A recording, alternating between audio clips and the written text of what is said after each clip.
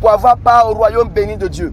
Tous ceux qui suivent un autre Dieu que le Dieu et Père de Jésus-Christ sont dans l'idolâtrie.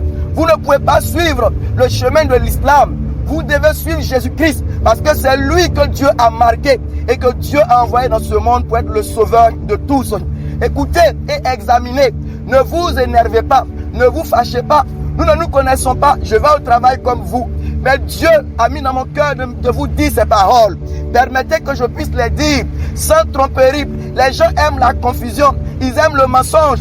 Le musulman et le chrétien, le pasteur et l'imam, ils s'asseyent ensemble pour dire nous avons le même Dieu. C'est deux menteurs. Parce que leur livre saint d'après eux les condamne tous deux. Le Coran renie Jésus et la Bible condamne Allah. Mais le pasteur et l'imam, ils s'asseyent ensemble à cause de l'argent, à cause de la confusion, à cause de la tromperie religieuse. Il dit non, c'est mon frère, on est frères. On a le même Dieu, c'est faux. Le Coran dit que Jésus n'a jamais été crucifié.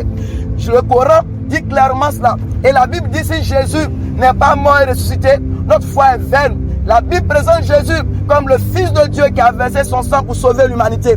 Le Coran dit qu'il n'a même pas été crucifié. Et moi, le pasteur, comme j'aime la confusion, j'aime la tromperie, j'aime le mensonge, je m'assois à côté d'un imam qui est aussi menteur et nous deux, nous disons, nous avons le même Dieu, nous allons à la présidence. C'est du mensonge.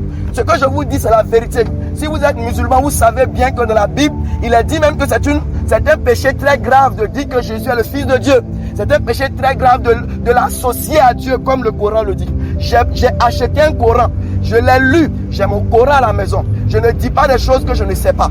Je dis des choses, et si quelqu'un est musulman ici, pourra témoigner si le Coran ne nie pas la crucifixion de Jésus dans la sourate 4. Si le Coran ne nie pas que Jésus soit le Fils de Dieu. Si le Coran ne nie pas qu'il ne faut pas associer Jésus à Dieu, que c'est une abomination, que Allah n'a jamais engendré et qu'il n'a engendré personne. La Bible aussi dit que Jésus est le Fils unique de Dieu. Et pour pouvoir se consoler, on dit aux musulmans, non, la Bible a été falsifiée, c'est faux, la Bible est la vérité, c'est le livre de Dieu. Et j'en parle pour que celui qui veut être sauvé, qu'il sache que la tromperie de dire, nous avons le même Dieu, nous avons le même Dieu, et les gens continuent de marcher ensemble. Ils écoutent les menteurs, les prédicateurs menteurs, les imams menteurs. Ils ne veulent pas eux-mêmes lire le Coran. Allez-y, lisez le Coran, vous allez voir. Ou vous qui vous prétendez croire à la Bible, regardez dans la Bible. Jésus a dit, je suis le chemin, la vérité et la vie, que nul ne vient au Père sans passer par moi. Le jour où Jésus a dit ça, il a condamné toutes les religions.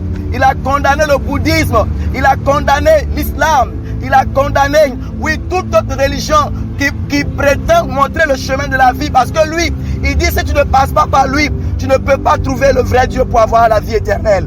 Donc, je vous dis que si vous suivez ce chemin, vous êtes dans l'idolâtrie.